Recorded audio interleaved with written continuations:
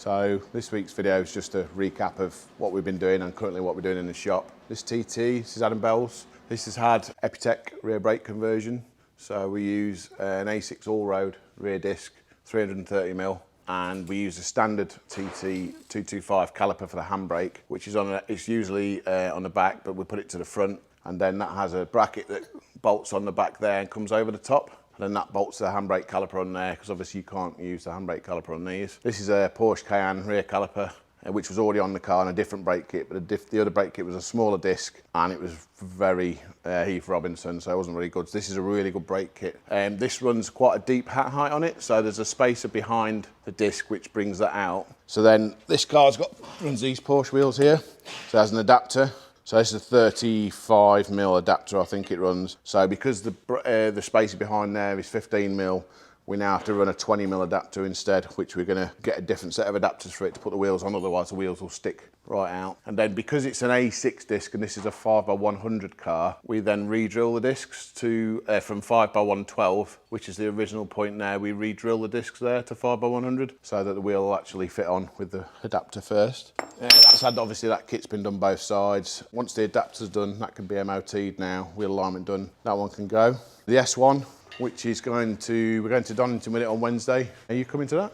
Yeah. So we'll have a video of it at Donington. We're taking the Polo as well. So for the second outing, see how the Polo is. This one's had loads of work. It's had a 500 horsepower conversion. It's had the Moroso gated sump, front mount intercooler from Airtech there. We've got a 362mm AP Racing Pro 5000R kit with custom bells. KW Variant 3, KW Club Sport coilovers, not Variant 3, Club Sports. We've also increased the track of the car by 25mm. We've modified the lower arms here and widened the track. We've used different drive shafts. These are custom made drive shafts. We've also changed the transfer box input shaft as well, because it has a tripodic joint one side and a normal CV the other. So what we've done, we used an S3 8P input shaft into an S1 transfer box, which allows us to run a normal CV each side rather than a tripodic one. So that should be stronger. And we've also done, it's got a stock roll bars on the car because the suspension on the car is going to be so stiff anyway. This has had a Scorpion 3-inch downpipe, which we've had coated by Imeco, which is this coating here. We've had a custom 3-inch system made by Dave Phillipson at Overkill's done that for us. Various bits removed, fuel tank's been removed. We'll touch on more of the car on the next video. Fuel tank's been removed, and we've modified the floor here to put a battery in the middle rather than the boot. And then the fuel tank's got an ATL fuel cell with a Nuke CFC unit in that, with two GST 450 Walbro TI pumps in there. On the back, we've had these spacers here. This is because we've widened the back 25mm. So what we've done is Golf R drive shafts are 25mm wider both sides. So we've used Golf R shafts, and then we've widened the rear arm here by 25mm. Then we've used 034 Motorsport rose jointed arms, but then we've machined those down with a 40mm spacer added to it, we've machined 15 off, which gives us the 25mm that we need. We've also used the 034 upper arms here and the 034 front arms, so the whole rear end's rose jointed of the car. The front bushes are actually Super Pro extra caster front bushes in the lower arms. On the top of the front struts, this has billet top mounts, which you can adjust the camber and caster. So because we've gone wider on the bottom like that, then we need to bring the top out. So what we've done is rather than gone in to gain camber, we've gone backwards because it oscillates like that, the top mount. So we've got more caster again, but with the correct amount of camber. But it's all fully adjustable anyway. So that's good. On the rear, we've done, because an S1 runs a Golf R rear hub, but it has a 5x100 flange in it. So what we've done is used what would be a Golf R rear disc upgrade from Vagbrem, but we've had custom bells made 5x100. So this is a one-off kit currently here. Because it's a normal handbrake rather than electric, we can't use a Golf R caliper. So an S1 caliper is a solid rear disc anyway. So what we've done is used a Seat Leon Cupra 280 rear caliper setup, because that's a pull-up handbrake rather than electric. So those go onto a Vagbrem Technic bracket, so everything just fits on. So we've tried to make it as modular as possible. We're running the racing line stud and nut kit, which is radiused like original wheels rather than tapered. And then we run the braid. We've had these specially made by Braid. So these are a 9x18-inch wheel, really light. We're running Dunlop Dorenza 265 tyres on there, all round. And these are like basically, if you look, they're ET10. So ET10 you'd never get on a car, but if you look, obviously the wheel arches are absolutely, this is a forged, you know, proper wheel, machined. It's not like a adapted wheel, so it's custom made for the car. And then as it's got the, I think it's the X-Strom Red Bull car rallycross kit that's on the car, so there's obviously the arches are really high, so it won't look low even though the car will be. So that we needed the extra width, that's why we've gone 25mm extra on the width of the car, so we've gone 25mm extra there. And if you think a normal car probably runs an ET50 wheel, and we've gone to 10, so we're a 65mm wider all per side of the car, so the width of the car is much bigger. But we've got extra casters, so the wheels are a bit further forward. It's got a wave track diff. No, it hasn't, I'm lying. It's got a gripper diff, gripper plated diff in the gearbox. Helix have done a special clutch, so it's through Alex at AKS Tuning. We've got a lightweight steel flywheel and a twin plate 7¼ inch clutch. So that's that done as well. It's a Golf R engine, so it's a full Golf R engine in there, which has over the S1 engine, slightly lower compression, and it has more duration on the exhaust cam as well. We're running a Turbotechnics V5 on it. Standard standard injectors in the port and standard injectors on the DI, but we're running an EcoTune high pressure pump, and obviously I just touched on it, it's an ATL fuel tank in the back. So obviously when we're at the track you'll see more because it's fully caged inside. We've done loads of modifications inside the car with the electric system. I mean, there's a whole box here somewhere, I don't know where it is, of wiring we took out. It's there, look, come and have a look. So that's a whole box of wiring that we've removed from the vehicle, so it now has that. I mean, none of that's needed, so we just got rid of as much as we could, not just for weight, but just for, you know, things to go wrong that we don't want to go wrong, basically. What else have we got out here? Where's Jay's cars? He took it. You got some footage of Jay's car, so yeah. So Jason's going to Ultimate Street Car this weekend, so he's been building his car at nights this week, which is a Nissan 200 S14A, I believe. We dynoed it this morning. I think it made 550 horsepower, so that's mega. He's going to use it for drifting, but I don't know if he can drift or not. But if you look at the amount of drive shafts and lower arms he's put on his E90, then probably not.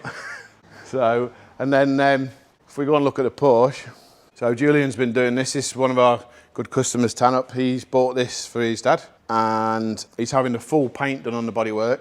Not by ourselves, obviously, but we're just doing the mechanical work on it. Julian's put a cam belt and a water pump on, which was a nightmare because everything was just old and seized. But it has a balancer shaft belt as well, so that's all been changed and all the pulleys. It's having a full service on the engine, new fuel filter plugs and everything as well. It's already MOT'd, so that one's nearly done now. That one can go. What are you doing nearly, Charlie? You're doing that Q5, aren't you? So what was it? It was the sunroof drain was blocked. So on the rear of the Q5, it's got like the drains come out of the back of the pan roof, and it was it was filling up in his boot, wasn't it? Yeah, it was the near side. So you've had to take it all apart and take the drain out and then clean the drain. Clean all the drain out, and then that's fixed now. So he can go away and not have a boot full of water. Yeah. And a load of wet control units. So that was that Q5 from earlier. Then my Jet is just coming in now that I use for the dog with a flat tyre. That wasn't me, I don't know. So what else have we got? So we had a black S3 in, and customer was complaining of cylinder pressure faults, knock sensor faults, things like that. So he booked the car, and he's had an engine fitted recently, a place down south. It's not relevant, but anyway, looking at the car, they've fitted a DKT, so it's a 2014 S3, so it should have a CJX engine in it. It's had a DKT engine fitted. Now they've said they've rebuilt it, which is fine, but a DKT engine's out of a 2019 GTI. So number one, if it is a DKT engine, the compression ratio is higher. Number two, if it's got the DKT head on it, then the camshafts have got less duration on the exhaust. So that's completely different. So also we took the inlet manifold off, and it's got the DKT injectors in it. And unfortunately, they're 15% smaller than the S3 injectors. So all these fueling issues and everything he's having are all related to the fact that he's just got the wrong engine in it, basically. Or it's been put together out of a load of bits and it's just all incorrect. It took me a little while on the phone to explain all this to the engine builders, but in the end, they took the advice, which was they need to have it back and put the correct parts in it in order for the car to run properly stock, let alone tuned. So that was that one. Then my M3. So we were on our way to Calvin's show 5 weeks ago. We were being silly, as you are, and I was following Charlie, so it's completely Charlie's fault. Stones flicked up and gone through my main radiator, so that started leaking. And then I rang up BMW, and it was like 600 quid for a radiator, so I thought, oh.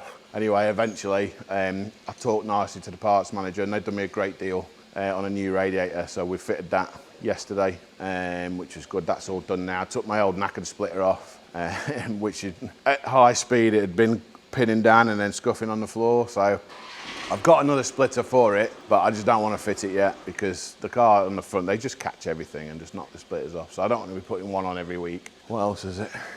We had a M135i and a black one that came in with snapped bleed nipples in the driver's side caliper, and he said he's got a weird scuffing noise. He's had some suspension fitted elsewhere, and basically the two rear lower arms where they go up into the hubs, they've obviously undone those to fit the springs, God knows why, but they have, and just left them undone. So they'd basically damaged the seats on them. Luckily the hubs were okay, don't know how, but they were. So we replaced the lower arms with new ones, fitted those. We got a second hand, I had a machine shop look at the caliper, but the threads are knackered around it, that's why it's snapped. And they do snap on the blue BMW calipers all the time, but on this one it was just beyond repair. So he's sourced a second-hand caliper, we fitted that as well for him. The rear bump stops were split, so we replaced the rear bump stops on the car as well, done a full brake bleed. He also had some rear hard brake lines as well, which we fitted on there. Whilst the car was here, we wanted to do, there's a mod you can do on the steering rack on the column. There's like a little insert that you can replace with a modified one. And we've ordered that. He's brought the car back. We've now fitted that as well because they get a little knock on the steering, and when you go over a bump on the driver's side, they knock on the driver's wheel. And that's usually just the rack moving inside. So there's this little modification part you can buy. That's all been done on that car now, so that's all fixed and gone out. And then the C63 Calvins, they'd run it out of fuel, I believe, and then it wouldn't start, and it would start, and had some faults in it, so they had it recovered over, and it was just literally a fuel airlock, I think. So we've managed to basically fix that for him without him having to, buy anything, I believe. So that one's fixed and gone back to him now. So don't run your C63 out of fuel.